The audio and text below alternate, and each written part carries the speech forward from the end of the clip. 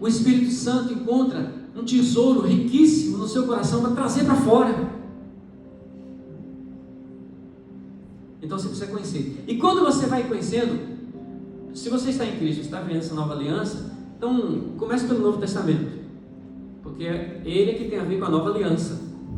O que você precisa fazer? De que maneira agrada? Porque olha, o Evangelho, presta bem atenção a essa pergunta que eu vou te fazer. De onde veio o Evangelho?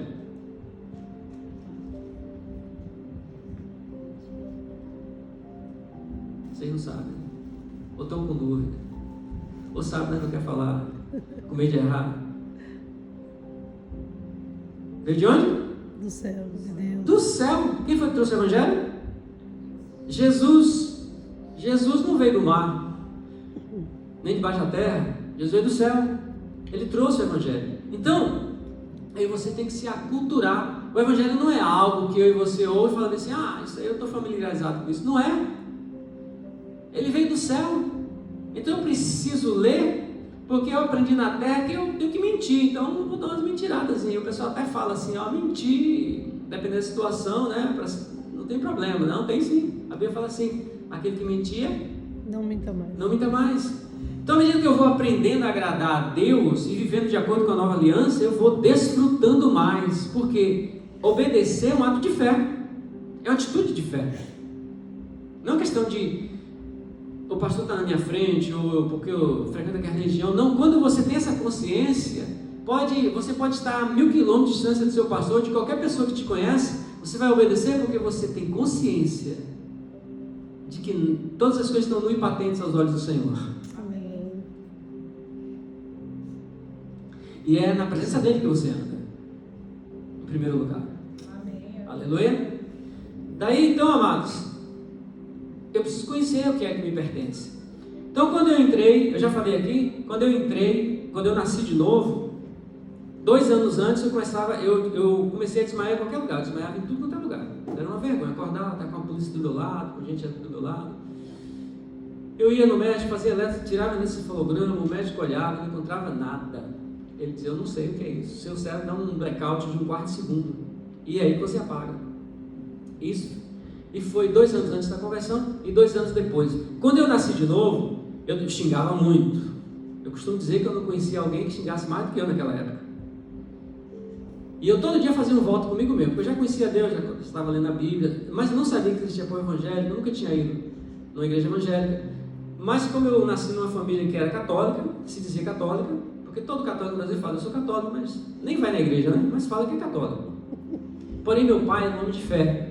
E ele lia as histórias bíblicas para mim. E aquilo gerou uma grande fé, porque a fé vem pelo ouvir e ouvir pela palavra. E aí, naquele dia que eu nasci de novo, eu não consegui mais xingar palavrão, não consegui mais contar piada suja. Não foi uma coisa que eu fazia à força, não. Gente, um pé de limão dá maçã? Não. Só dá limão. Quando você nasce de novo, você vai querer dar esses frutos. Amém. É natural. Aleluia? E aí o Senhor começou a me ensinar, e eu pensei, já que eu fui liberto dessas coisas, eu também devo estar curado.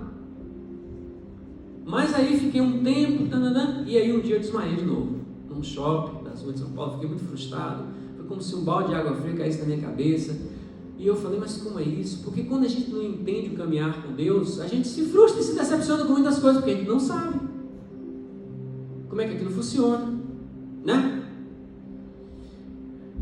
Eu sei como é que usa o microfone, você sabe como é que usa o microfone, mas dá um microfone vai numa tribo, vai lá na Amazônia, numa tribo, dá um microfone pro índio, ele vai olhar. Isso aqui serve para mexer comida, né? Porque não sabe como usar. Então, eu aí fiquei frustrado, decepcionado, mas aí é o seguinte, quando a fé está em você, é como os meninos cantaram aí, você pode estar até angustiado, mas você não fica destruído. Porque essa é a vitória que vence o mundo, é a nossa fé, aquilo te levanta, o Espírito Santo te levanta, quando nem você mesmo acredita que vai se levantar, e te dá aquela força poderosa. E aí eu comecei a buscar Deus, e aí fui lendo todos os livros de cura que existiam naquela época, fui orando e lendo a Bíblia, e orando e assistindo pregações de homens que eram usados por Deus na área da cura divina. E eu sei que um dia o médico, de tanto tirar esse encefalograma e não encontrar nada, ele falou, é o seguinte, Você vai ter que tomar remédio controlado pro resto da sua vida. Não pode nadar, não pode dirigir, não pode orar, fazer vigília, não pode jejuar. Eu falei, pronto, o diabo incorporou aqui agora no médico. E como é que ele vai falar até de vigília e de jejum? E aí eu cheguei na casa do meu pai, eu era solteiro na época, cheguei na casa do meu pai, estava lá na época com ele, no terraço da casa do meu pai, dobrei os joelhos, e eu não via com meus olhos, mas percebia a presença do inimigo me olhando assim, falando, agora tu está derrotado. Eu estava de joelho, e aí eu me levantei assim, com o rosto prostrado na terra, eu me levantei e falei, escuta aqui, Satanás, quem pode me curar é Deus, mas fique sabendo você, que se ele não me curar, e eu não aconselho ninguém a fazer isso, porque aquilo eu já vinha buscando 2 anos antes e 2 anos depois, já está edificado. Eu falei assim, olha, não vou tomar esse remédio, porque eu já estava com a fé edificada para aquilo. Então eu não prego isso para as pessoas, joga o seu remédio fora, isso aí é ignorância. Entendeu? Não vou tomar esse remédio, não vou deixar de orar, não vou deixar de jejuar, não vou deixar... Quando eu falei isso com fé verdadeira, não com emocionalismo, eu percebi cadeias se quebrando e caindo dos meus ombros. Gente, isso faz mais de 40 anos, nunca mais tive nada. Eu desmaiava 2 vezes por mês. Cheguei a rachar. Eu desmaiei uma vez numa cidadezinha do interior que não tinha hospital e bati no paralelepípedo, cortei um pouquinho aqui. E aí tinha uma enfermeira lá, ela falou assim, vou ter que lhe dar 2 pontos sem anestesia. E aí ela pegou aquela agulha assim no couro, cabelo assim, calma, você é muito dengoso. Dengoso, é? E ela, de novo, uma dor que só Jesus sabe, né? Mas aí, ali foi eu recebi a minha cura. Ela estava disponível, ela não veio automática. Eu tive que buscar, eu tive que me apossar pela fé. Agora, para eu ter fé e me apossar, eu tinha que saber que era essa a vontade de Deus. Porque isso que te dá confiança. A Bíblia diz de João o seguinte, e esta é a nossa confiança, e essa é a confiança que temos nele, que se orarmos segundo a sua vontade, sabemos que ele nos ouve, temos certeza de que ele responde. Então, primeiro, coisa que eu quero que você saiba é que existe cura na redenção. Mateus 8, 14 e 17 diz que Jesus expulsou os demônios, curou os doentes e enfermos, para que se cumprisse o que fora predito pelo profeta Isaías. Tem muita gente que fala que ali é só de cura espiritual. Não, está falando de cura física. Curou os enfermos, expulsou os demônios, para que se cumprisse o que estava predito com Isaías. E em Pedro, porque Isaías profetizou uma coisa que ia acontecer, mas em 1 Pedro capítulo 2, verso 24, Pedro fala bem assim, pelas suas pisaduras, fostes no passado curados. Então quando eu e você busca coisas do tipo de cura, a pessoa está num perrengue financeiro e vai buscar um milagre nessa área, você tem que ter apoio das escrituras, tem que saber que existe, tem que saber, preste atenção, essas questões de cura, de bênção, provisão. Não é assim, eu vou chegar diante de Deus nessa nova aliança agora e falar assim, Senhor, eu estou aqui, meu Pai, com uma doença, e eu quero que o Senhor olhe a minha causa, e eu quero que o Senhor me cure, e fica ali esperando a resposta de Deus. Isso é antibíblico. A fé olha para trás, para a cruz, para o que Cristo já fez.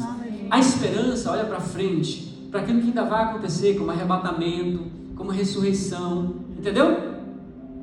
Então, quando eu sou atingido por uma intempérie dessa, de enfermidade, de doença, de qualquer outra coisa, eu tenho que saber o seguinte, olha, já está disponível, nem vou pedir, nem vou conversar com Deus sobre, Senhor, se tu vê isso, se tu vê aquilo, não, eu vou me apropriar. Agora, quais são as origens das enfermidades? Existem muitas. Não dá tempo de discutir sobre isso aqui, vou dar uma passada rápida. Estou querendo tecer uma apostila porque o assunto é grande, porque é uma coisa que Deus tem me usado para falar muito e ministrar. Já vi cegos ser curados, já vi paralíticos andar através do ministério que Deus tem me dado, entendeu? E também não, e não é coisa que eu criei da minha cabeça, é coisa aqui da palavra de Deus. Então existem enfermidades, Lucas 13,16, que vem de um ataque maligno, um espírito maligno. Toda enfermidade, ela vem de um espírito maligno, lógico, porque Deus não estende a mão dele, mesmo quando diz que Deus estendeu a mão para corrigir alguém, mas Deus quer dizer que Deus permitiu, foi um espírito ali e tocou. Agora veja bem, A Bíblia fala de uma filha de Abraão que andava 18 anos